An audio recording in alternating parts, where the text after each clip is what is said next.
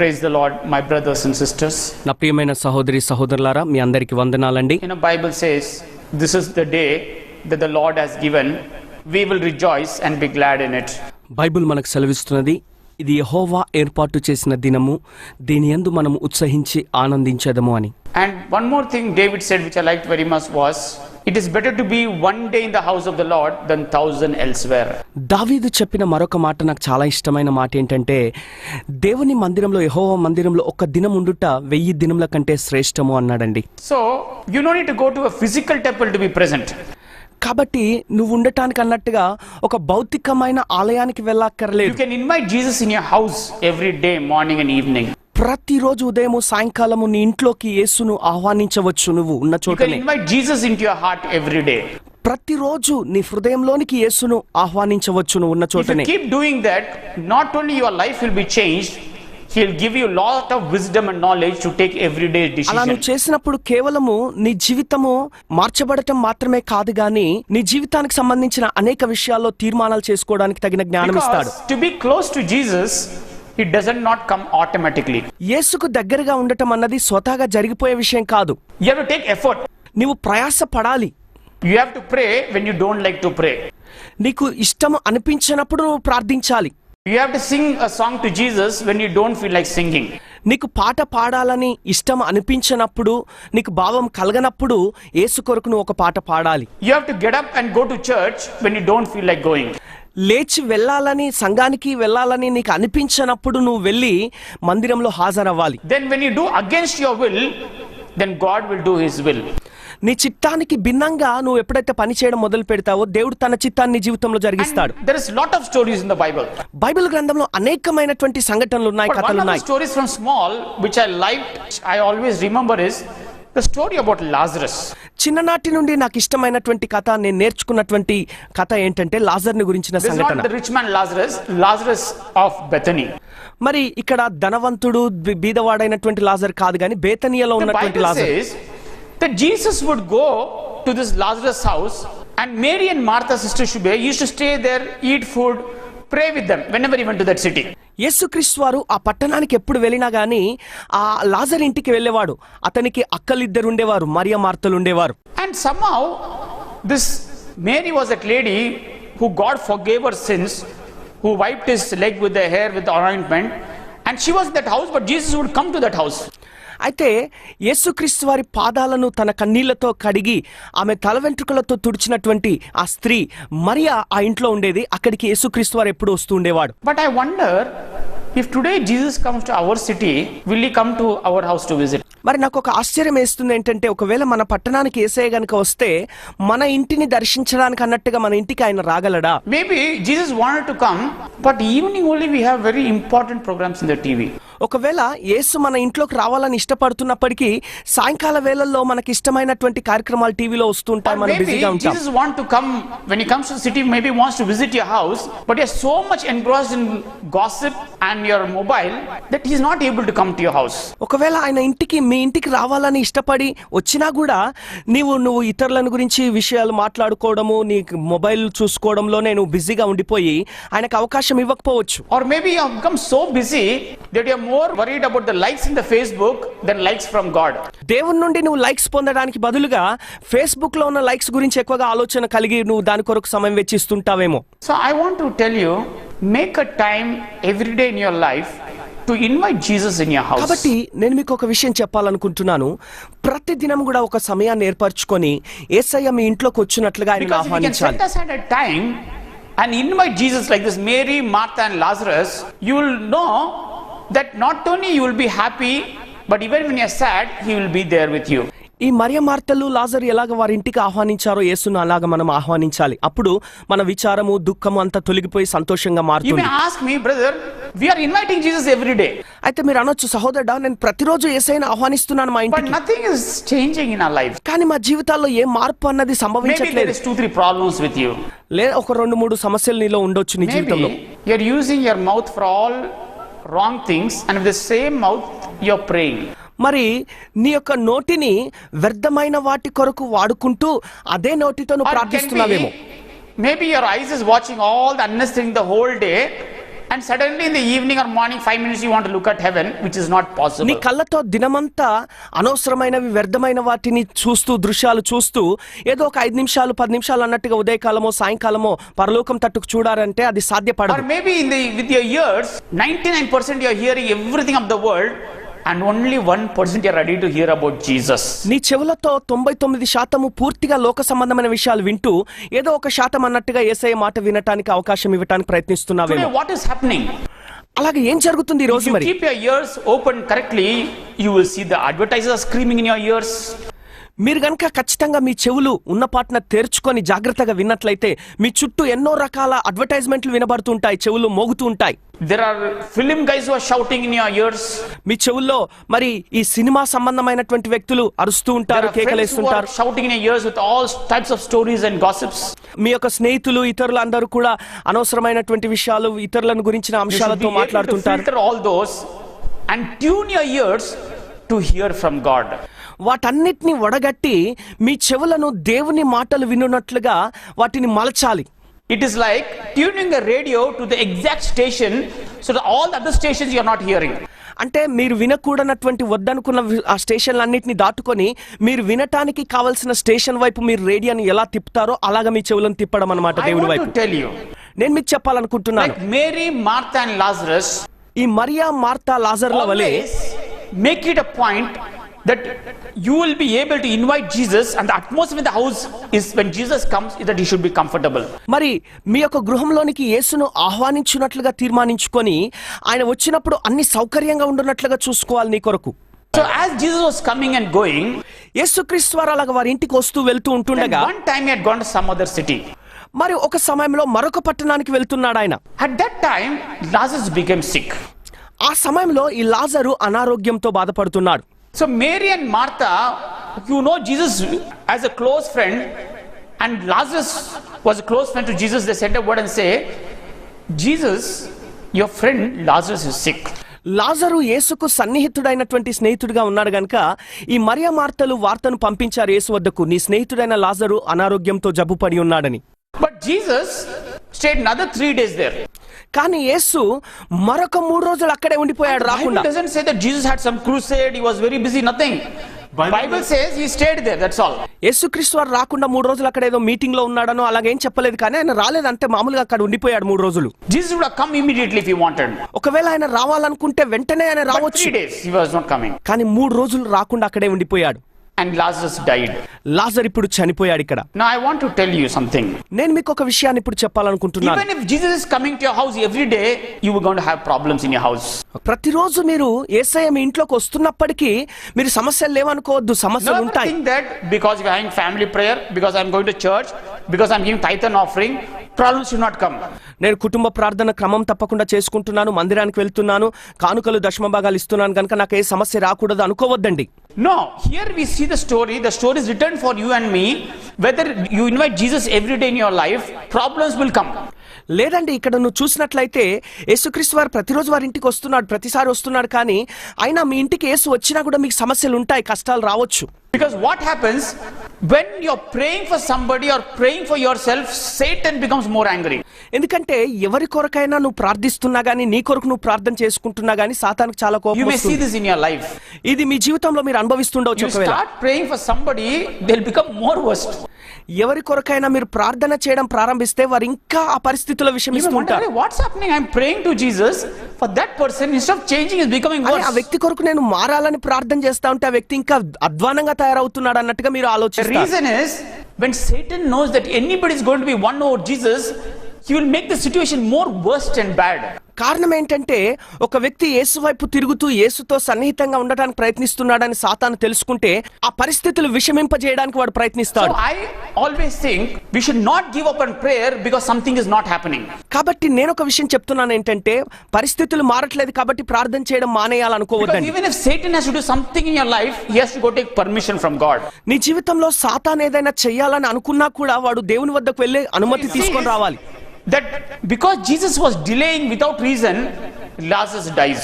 ఏ కారణం లేకుండానే యేసుక్రీస్తు వారు ఇక్కడ ఆలస్యం చేయడాన్ని బట్టి లాజరు చనిపోతున్నాడు, ఇక్కడ చనిపోయాడు. Now when Lazarus died, ఈ లాజరు చనిపోయిన సందర్భంలో what is that first Mary and Martha did? ఈ మరియా మార్తలు చేసిన మొదటి పని ఏంటి? As you and me, they went and buried him. నీ వలే నా వలే వారు ఆయనను తీసుకెళ్లి సమాధి చేసేశారు. They did not even wait for Jesus to come and join the funeral. మరి యేసయ్య వచ్చి సమాధి కార్యక్రమంలో పాల్గొంటాడేమో అన్నట్టుగా కూడా వారు వేచి But ఉండలేదు. Jesus, after 3 days, he comes. అయితే 3 రోజులు గడిచిన తర్వాత అప్పుడు యేసయ్య వస్తున్నాడు అక్కడికి. When he came there, Mary and Martha said, "Oh, Jesus, come, I was waiting for you." ఆయన అక్కడికి రాగానే మరియ మార్తలు, ఓ యేసయ్య నీకోసం మేము వేచి ఉన్నాం, రండి రండి అని ఆహ్వానించారా? I'm thinking sometime what Mary would have thought. Mariya ఏమనుకొని ఉండొచ్చు అని నేను ఎప్పుడు God, ఆలోచిస్తుంటా. every time you came to eat with us and be with us. ప్రభువా, ప్రతిసారి మేము భోజనం చేసినప్పుడు ప్రత్యేక సందర్భాల్లో నువ్వు వచ్చి సంతోషించావు, మాతో When we సంతోషంలో had పాల్గొన్నావు. problem, that time you did not come. అయితే మాకు శ్రమ వచ్చినప్పుడు, సమస్య వచ్చినప్పుడు నువ్వు రాలేదు. Sometimes we think like that. కొన్నిసార్లు మనం అలా ఆలోచిస్తాం మనం. But you should remember one thing, God is never too late and never early. అయితే ఒక విషయాన్ని మీరు ఎప్పుడు జ్ఞాపకం ఉంచుకోవాలి, దేవుడు ఎప్పుడు ఆలస్యం చేయడు, అలాగా తొందరగా రాడు. You know why I'm saying that? ఆ మాట ఎందుకు చెప్తున్నానో తెలుసా? Because Bible says the God who made the heavens, the earth and the galaxies remembers a man made of clay. ఎందుకంటే దేవుని వాక్యం చెప్తుంది ఏంటంటే, ఈ భూమి ఆకాశములను అందలి సమస్త నక్షత్రములను చేసిన దేవుడు మానవుడు మట్టి నుండి చేయబడ్డాడని వాడిని జ్ఞాపకం A చేసుకుంటాడట. scientist who studies the stars tells a story. ఈ నక్షత్ర శాస్త్రాన్ని చదువుకునే శాస్త్రవేత్తలు ఒక కథ చెప్తూ ఉంటారు. He became a Christian. అతడు క్రైస్తవుడుగా He మారాడట. says NASA with a satellite, they caught a small slide and caught a photo of a galaxy.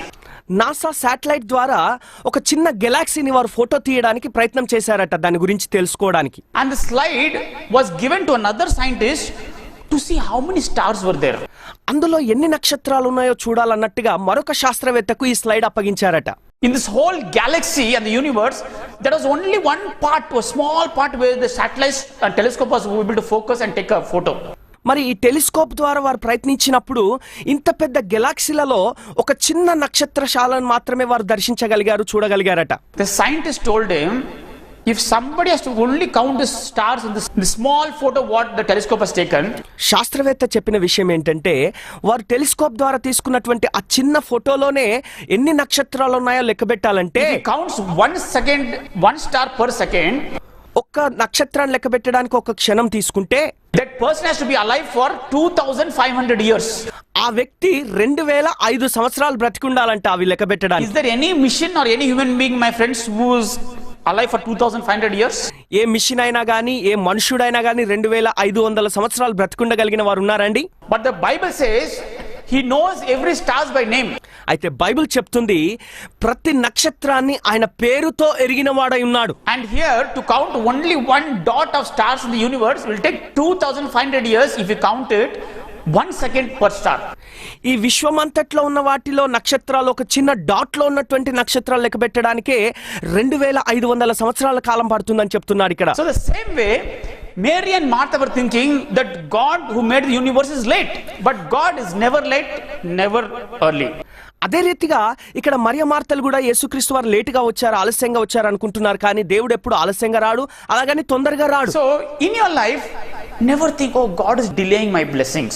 కాబట్టి మీ జీవితంలో ఎప్పుడు అనుకోకండి దేవుడు మా జీవితంలో ఆశీర్వాదాలు ఆలస్యం చేస్తున్నాడు, Or ఇవ్వట్లేదని. never think in your life, oh God has somehow forgotten me in this incident. మరి ఈ సంఘటనలో, ఈ విషయంలో ఏదో రీతిగా దేవుడు నన్ను మర్చిపోయినట్టున్నాడు అన్నట్టుగా అలాంటి భావన మీకు రానివ్వకండి ఎప్పుడు కూడా. While God can keep and name the stars, when He can number your hair, you mean to say He will not remember you? దేవుడు నక్షత్రాలకు పేరు పెట్టగలిగిన సామర్థ్యం గలవాడైతే, నీ తల వెంట్రుకలను లెక్కించగలవాడైతే నిన్ను జ్ఞాపకం ఉంచుకున్నాడు ఆయన. Numbering the hair means it's not that God is telling randomly how much hair you have on the head. అంటే వెంట్రుకలు లెక్క పెట్టడం అంటే నీ తల మీద మొత్తం వెంట్రుకలు ఎన్నున్నాయని లెక్క కాదు. Even if one hair falls, ఒక్క వెంట్రుక రాలిపోయినా God can precisely say which number fell down. దేవుడు లెక్క చూసుకొని నీ తలలో నుండి పడిపోయిన వెంట్రుక సంఖ్య ఎంతో Now చెప్పగలడు. think if we have 10 crores hair in your head. ఉదాహరణకి నీ తలలో ఒక 10 కోట్ల వెంట్రుకలు ఉన్నాయనుకుందాం. Once pastor said, he can correctly told 1,45,02,102 hair fell down. 1,45,02,102 వెంట్రుక పడిపోయిందని చెప్పగలడట. So God is having all wisdom and knowledge and understanding. దేవునికి అంత ఉన్నతమైనటువంటి జ్ఞానము, అవగాహన when ఉన్నది. problem comes, కాబట్టి సమస్య you వచ్చినప్పుడు will be earnestly fasting and praying.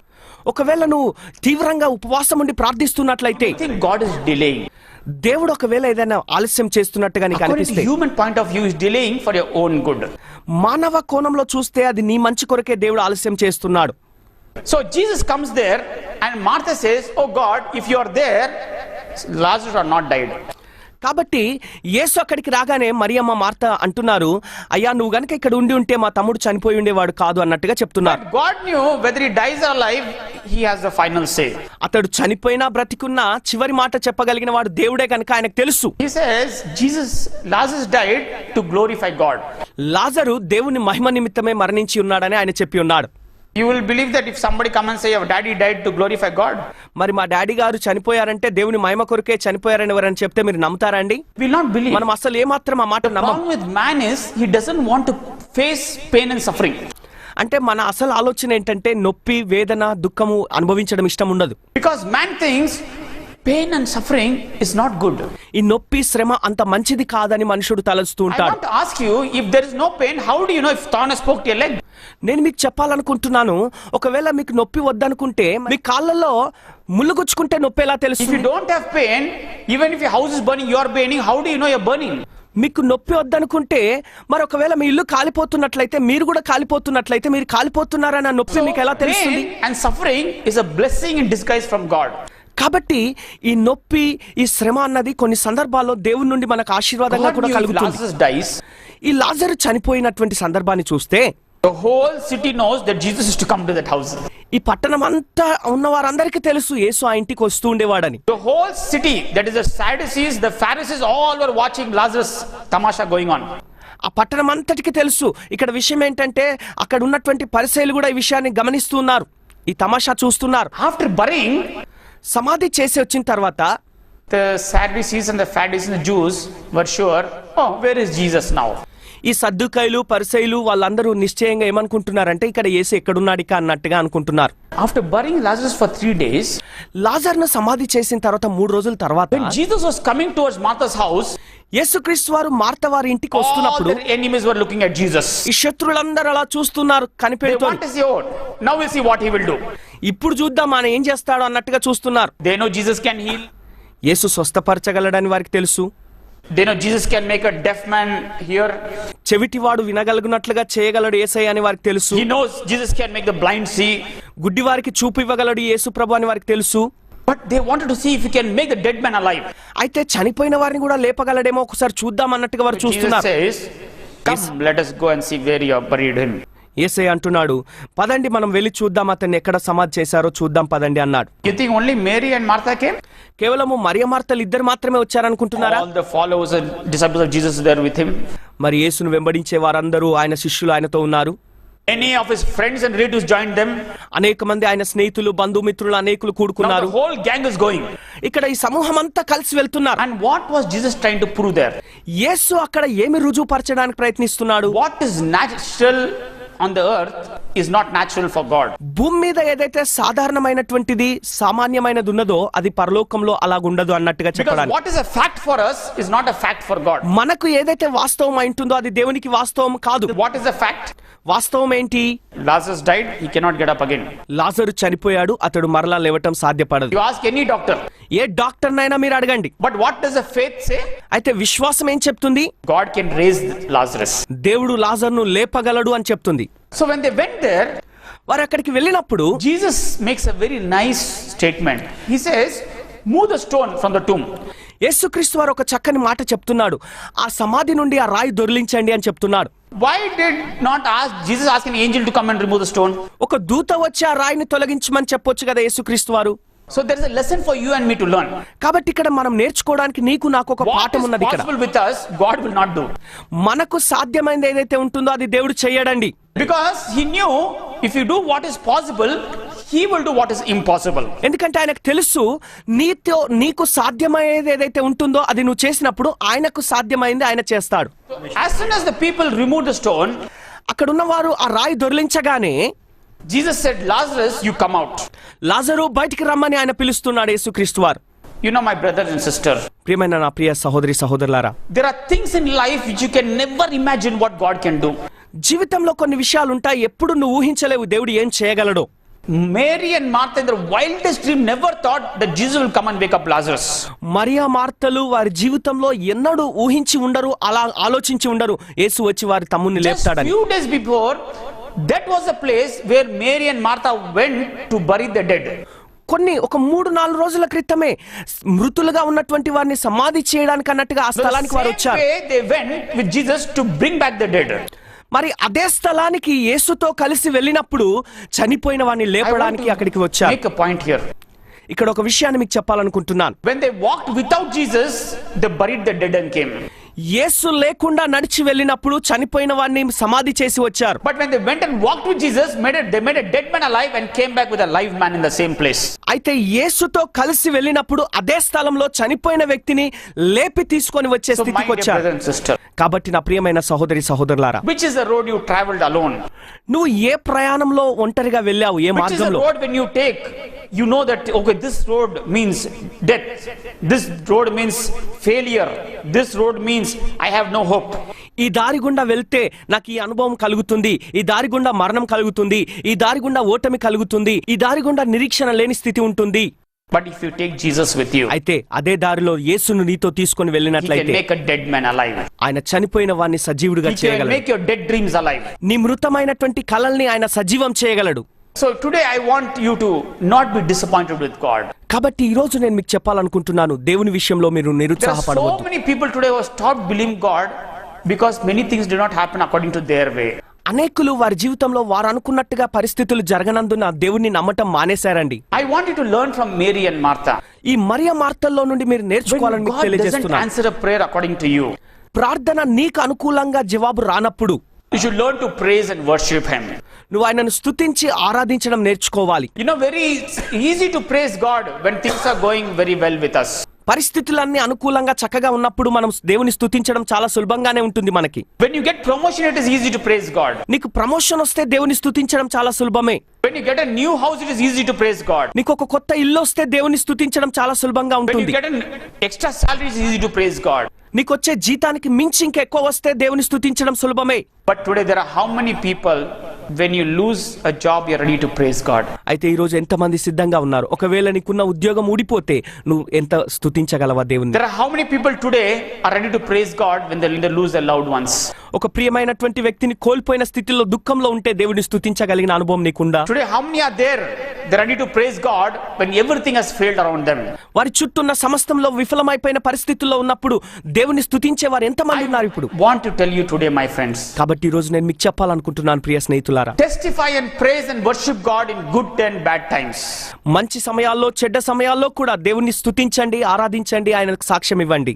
God is power and His love. దేవుడు శక్తి అయి ఉన్నాడు, ఆయన ప్రేమ అయి ఉన్నాడు.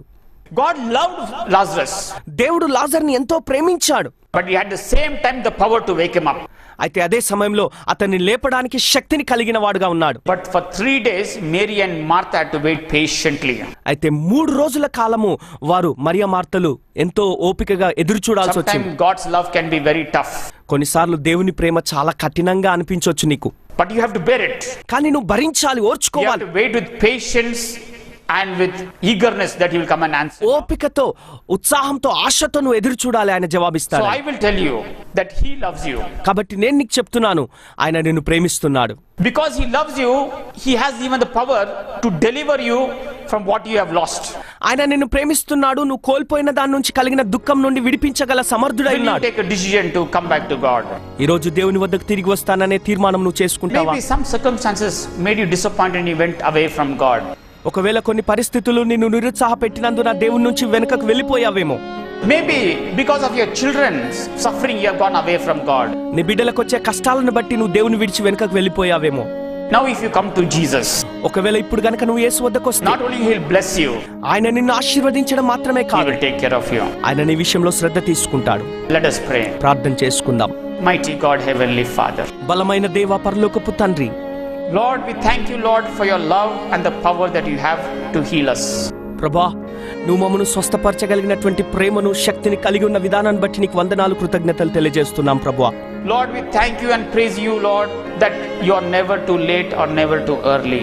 ప్రభా నువ్వు ఎప్పుడు ఆలస్యం చేయవు, ఆలస్యంగా రావు, త్వరగా రావు కనుక నీకు వందనాలు స్తుతులు Lord, చెల్లిస్తున్నాం. only give us the strength and the faith to praise you when things are right and when they are wrong. పరిస్థితులు అనుకూలంగా ఉన్నా ప్రతికూలంగా ఉన్నా ఎప్పుడు నేను స్తుతించి నీ యందు విశ్వసించగలిగిన శక్తిని సామర్థ్యం మాకు దయచేయమని అడుగుచున్నాం. Lord, today there are so many who are watching, have lost faith in you, O Master. ప్రభా ఈ రోజు అనేకులు ఈ కార్యక్రమాన్ని చూస్తున్న వారు నీ యందు విశ్వాసాన్ని కోల్పోయిన స్థితిలో ఉన్నారు.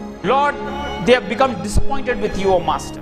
వారు నీ విషయంలో నిరుత్సాహంతో ఉన్నారు Maybe ప్రభా. something has happened in their life, O Master. ఒకవేళ వారి జీవితంలో ఏదైనా జరిగిండవచ్చు, Maybe something has happened in their business life, O Master. వారి వ్యాపార జీవితంలో ఏదైనా ఎదుర్కొని ఉండవచ్చు. But let them know, O Lord, that you're going to come and take us to heaven, O Master. అయితే నువ్వు ఒక రోజు వచ్చి మమ్మల్ని పరలోకానికి తీసుకొని వెళ్ళబోతున్నావని తెలుసుకునే కృప దయచేయండి. Lord, not only that you're going to keep us safe and sound till that time, O Lord. అంతేకాదు అంతవరకు మమ్మల్ని కాపాడి నడిపించగలవాడవని మేము In తెలుసుకుంటే Jesus' సహాయం name we చేయండి. pray. యేసు నామమున ప్రార్థిస్తున్నాం తండ్రి, ఆమేన్.